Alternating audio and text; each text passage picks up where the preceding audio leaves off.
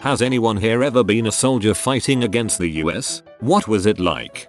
My grandfather was conscripted to fight for the North Korean military during the Korean War. He was at the Battle of Incheon and he likened the dread that he felt to what one must feel when faced with a massive tidal wave that is about to engulf you and everyone you know. Couple this with the fact that many North Korean troops were told horror stories that the American troops were cannibals, for example, and that the average American Marine was much taller and more physically robust than the average North Korean soldier. You can imagine how scared he was. He said that the Chinese and North Korean units were absolutely obliterated, and that they never stood a chance against the Marines. All his words, not mine. I was just a 7-year-old kid when my parents were watching CNN BBC while I was playing video games. It was about some army jets taking off during the night. My dad turned to me and said something along the lines, "It has begun. Get to the basement now." Some time later the first explosions could be heard. The NATO-US bombing of Serbia in 1999 had started. I remember spending time in the basement with other residents. I remember how the building shook when the bombs exploded. The fear of what was coming after the sirens went off. They destroyed all 3 bridges across the Danube in my city, cutting us off from a part of our family. One day a bomb hit the refinery so we couldn't stay in the basements anymore because of CO2. Then a bomb hit about 100 meters from our building and shrapnel went through the blinds and windows and embedded itself into the opposite wall of our neighbor's flat. That was when we decided to move somewhere where the Americans had nothing to aim for, a smaller town. We were safer there, but we could still hear the jets flying above us and bombs going off in the distance. When someone shot down the F-117 stealth jet, it was a huge freak yeah moment for Serbia. That's my short story of surviving a war versus USA. I remember the same things, only it wasn't NATO shooting at us but our countrymen. As you say, only the tactical targets, of course. Hopefully this won't get buried, but my hopes are not too high. My father was a sniper during the bombardment in Yugoslavia, and my best friend's father was a member of the elite unit called Tigers while the war in Kosovo was raging. I'll be short because I have to sleep, but my father told me it was like trying to repel a wave on the beach by building a castle out of sand. You fought. You may have won some small encounters, be it by accident or pure luck, but you always knew that if they wanted they could just kill us all and be done with it. Not a nice time for Yugoslavia, that's for sure. Former active army infantry here. Not sure how I'd feel if I met someone who told me they were former JAM. There were dozens of different armed groups fighting each other and fighting the coalition forces at the same time. My first deployment, it was mostly the Mali army. On the one hand, a lot of them were poor unemployed kids with zero prospects for employment or education. The only possible option for them was to grab a rifle and show up with the rest of the ski masks and run into coaxial machine gun fire, or dig a hole for $20 and get blown apart by an Apache. So I have some empathy for the plight of the poor, uneducated, unemployed Shiite youth who took up arms to fight the imperialist stormtrooper invaders. Sure, yeah, if Red Dawn happened, I'd be in the woods with the Wolverines too. Roger that. On the other hand, kidnappings, torture, physical violation, execution, burning the Sunnis out of their homes, corruption of the police force, the 3 dead preteens we found kidnapped, tortured and murdered, the 10-year-old kid shot in the head right in front of me by a sniper, the 90+ civilian murder victims we found just in the first month of our combat tour, the kid whose tongue they cut out because he liked to chat with us when we rolled by his neighborhood, the fact that Muqtada al-Sadr is now an officially recognized member of the Iraqi government. So yeah, I can't do it. I can't forgive them.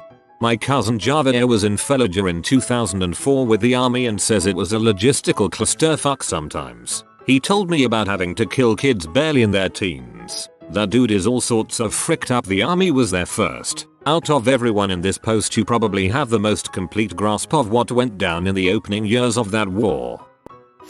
My great uncle fought on the German side of World War II. He fought all over the place. Africa, Italy, a small stint in Russia, and he defended France from the D-Day invasion. He was later able to move to the United States as a war refugee. He said that all of his officers would constantly tell him, when you're fighting the Americans, you must think of the least probable way they will attack you, because that will be the way that they attack you. He also said that when you were fighting Americans more so than any other country's army he fought, you had to have eyes in the back of your head. Both of my grandfathers were on the German side for World War II. They didn't say much about the Americans until after the war, and how helpful they were rebuilding Germany and donating chocolate to kids and etc. But both sets of grandparents told horror stories about facing the Russians. Seems they were at the scorched earth they had to do to defeat the German push, and made them pay dearly and daily. They emigrated to the US because they ran so far west, getting as far away from the Russians as possible. My great uncle was on the Italian side in World War II and was a captured POW to America. From what he told me, people wanted to be captured by the US. They were treated badly by their own, and how great America was.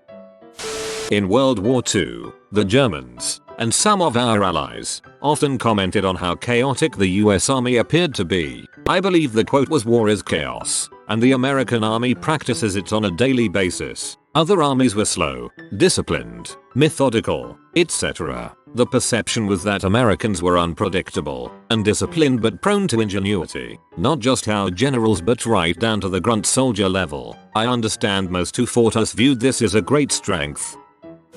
Gonna be buried, but oh well. My dad was an anti-aircraft gunner in Hanoi during the Vietnam War. He still wakes up screaming in the middle of the night, quite often really.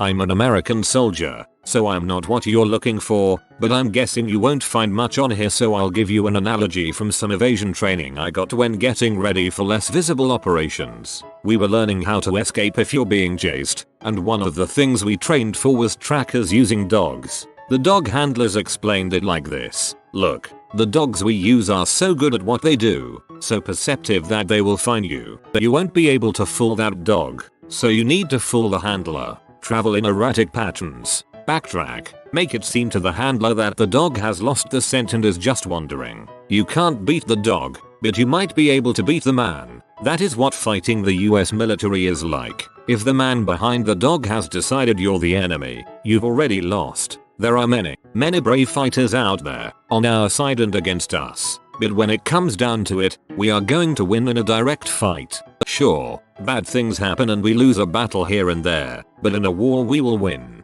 The trouble is that the world is learning. No one wants to fight us in a war anymore. They don't go after the dog, they go after the man behind the dog. Jack up the cost of the conflict, cause civilian casualties, force us into lose-lose situations, and our support crumbles. Then our handlers say, okay boy, we're not finding him today. Let's go home.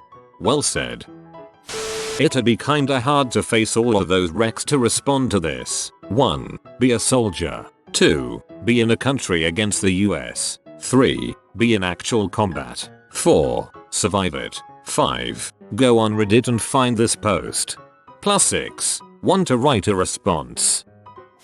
While I cannot speak from experience, I'm an American, I can relay something my father mentioned to me a few years ago. He was a Marine during the conflict in Grenada, and he was also active during the First Gulf War. He has never gone into great detail about his combat history, and frankly I wouldn't want to have him rewalk those memories, but he did mention one time how you can see a man's fear before you see him. Kind of cryptic, I know, but that one statement says a lot. He mentioned how you could hear them yelling and that the yells were not the confident kind. He meant that these men knew they were about to fight Americans, with all their fancy toys and extreme training. They knew that the Marines were coming to kill them. My dad always told me that one of the greatest weapons our military has is the image that we conjure in the minds of our enemies. While it is one thing to fight someone who you feel is an equal or lesser match to you, it is a completely different scenario to fight someone who you truly feel is a monstrous force of war. I can't speak for the other branches strictly because I don't have a close personal relationship with someone who is enlisted, and I have never enlisted.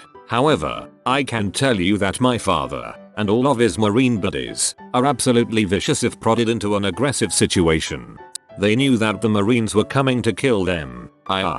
In Grenada the Marines were only supposed to take the top 10% of the island and the army the rest. The Marines landed and began their attack. At the end the Marines held about 90% of the island and the army the rest. The OPFA were fleeing from the Marines to fight the army. I am actually former US Army. I spent an entire summer serving as an OPFA, opposing force, at one of the Army's elite training center.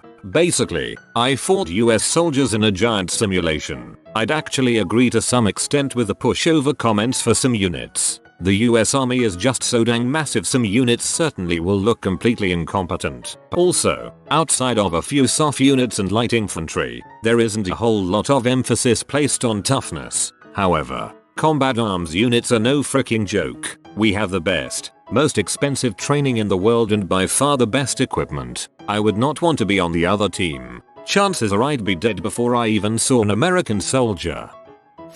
My great-grandfather talked to me about being a Canadian in World War II. When a Canadian plane flew overhead, the Germans dove for cover. When a German plane flew overhead, the Canadians dove for cover. When an American plane flew overhead, everybody dove for cover. This will probably be buried, but my great uncle fought for the Germans in the Battle of Normandy. He said that they were told that the Allies were being pushed back into the sea and that any allies they saw were most likely small units that had slipped by. A few days later, my great uncle woke up to find a regiment of Americans camped within sight of the farmhouse they were in. Him and his squad surrendered. I worked for a private contracting company where we worked with bilingual Iraqi personnel for training scenarios. One of the men I worked with was an ex-Republican guard that fought against us in Desert Storm. He was a very nice guy with an open mind and amazing stories. After Desert Storm he got citizenship in America and now helps us train soldiers at multiple bases in the US. It is important for Iraq has internet, and while they may not have all agreed with the war, some fought for Saddam. Maybe they want to say something? Also, Serbia, Somalia, Grenada, Desert Storm I, Vietnam, and then there are instances of friendly fire. I'm sure it isn't any less scary just because it's an accident. Maybe even an Argentinian who fought the British has special insight. It would still be an account of fighting a massive Western military. I have a girlfriend from Iraq who had brothers in the Iraq army. They defected pretty quick and live here now, but they tell me how insane the American arsenal was. While Iraq soldier's main method of transport was pickup trucks, motorbikes and bicycles, the Americans were transporting people in armored personal carriers that were impossible to damage. Also tells me that their quality of training was noticeable, as you would never see the Americans, you would just be shot because they knew how to move from cover to cover and remain undetected. Her brothers never killed anyone. They defected once troops entered the country. They were only 16 at the time. I am currently in the US Army right now, so I'll do my best just to describe what I see. The basic way of looking at it is the people we fight know that there is no way they could ever beat the US military. It's just too big and too technologically superior. However, their goal is to never win. It's impossible. You can't beat us in a stand-up fair fight. So to counter this, they just make their goal to not lose. And while it is impossible to win against American forces, it is very easy to not lose. Whether it be a country like Russia and China or a group of rebels like the Taliban, they all understand to not try to beat us. Just counter us. They adopt countering tactics to deny us all of our superior traits. They know they can't outmaneuver us, so they use IEDs and mines to deny us freedom of maneuver. They can't gain air superiority, so they develop anti-air missiles to shoot our planes down. They can't beat our navy, so instead of wasting money building huge ships, they build missiles. China just developed an anti-carrier missile. In Afghanistan they can't build a stable government, so they just try to undermine ours. The basic fact is eventually the American public will get sick of war and decide it's time to go home. All they have to do is wait, and they will win every time. America hasn't lost any wars. Vietnam, Iraq, Afghanistan, they are all the same. We kill thousands, maybe millions. It doesn't matter, so we just go home. We no longer win wars. We just don't lose them. Eventually we will go home tired. Does getting bombed attacked by allied US troops count on this one? If so, I'll try to get in touch with some old military buddies to post here. This comment scares and confuses me. Yeah, this is the closest I've got to an answer. My family is Panamanian. Being a civilian in a country invaded by US troops is terrifying. Tanks stopped in front of my grandma's house and started firing over it once. My cousins were all really young when it happened and they were absolutely terrified. Unfortunately, I don't have access to someone who may have fought for Noriega, the dictator at the time that the US was ousting.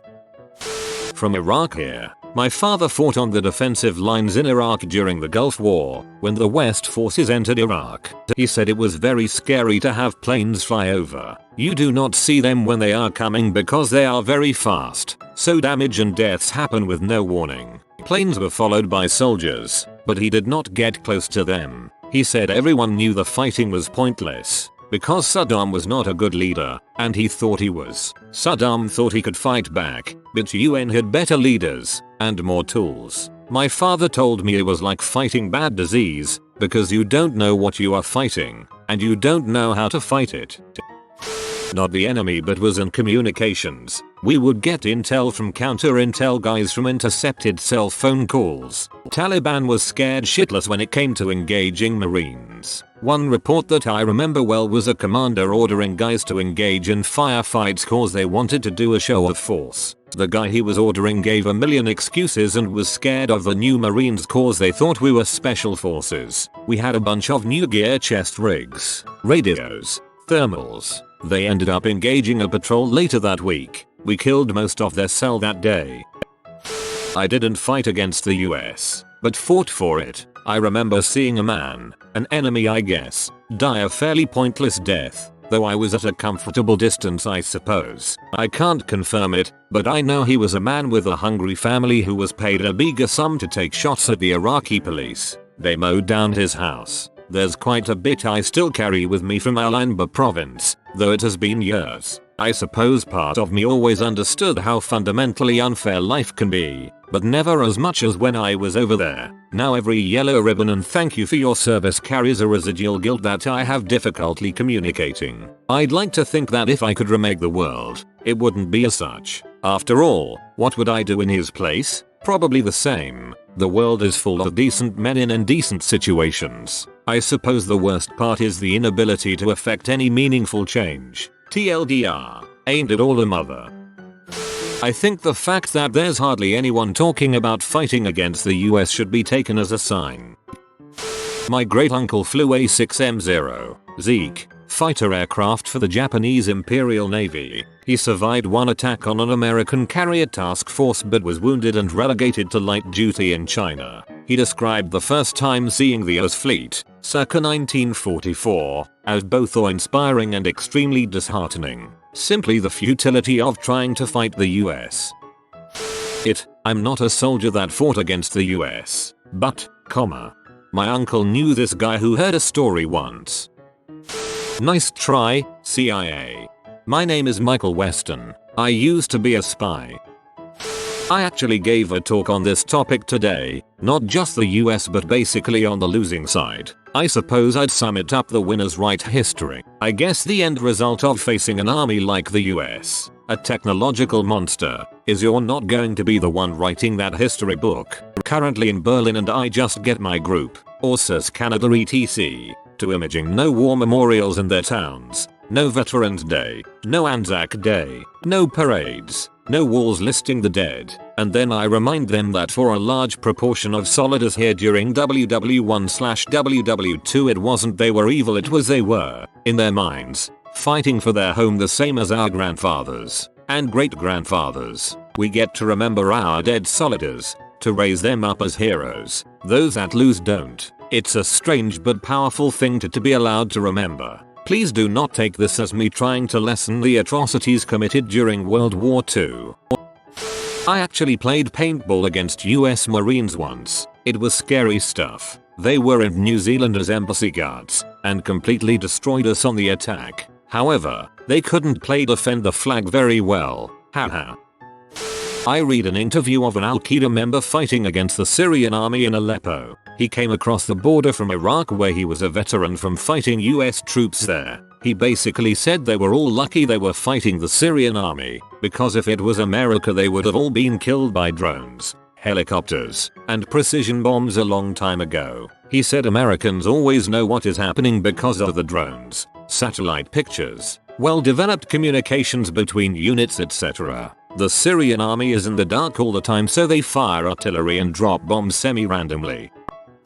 I have a neighbor from Vietnam that participated in the Vietnam War. He told me most of the time he was on the run and hiding in trees waiting to shoot at US soldiers. After an ambush, his group would get the frick out as they didn't want to get torched. Moons ago, I had a father-in-law that was part of the German paratroopers during World War II. He was taken as a POW during the Battle of the Bulge and sent to a camp in England. He said that with the level of fighting he engaged in, he was scared and he did not think he was going to make it out alive. That is what they were told. The Allied forces would not allow them to surrender. They will shoot them no matter what. He was captured when he was discovered hiding in a building. He said he had no time to react and it was get shot to death or give up. He said he was treated very well in his POW camp. He has since died, but he was a colorful guy. He chalked it up to a countryman called into service of his country during that time. He had a lot of stories about Germany during that time. It was an interesting perspective. You have been visited by the money bird. It'll bring you good fortune, but only if you subscribe in 42 seconds or less. If you are new to the channel, you can subscribe. I publish new videos every day. Until then, check out another video, or don't. Either way, have a great day, you magnificent people.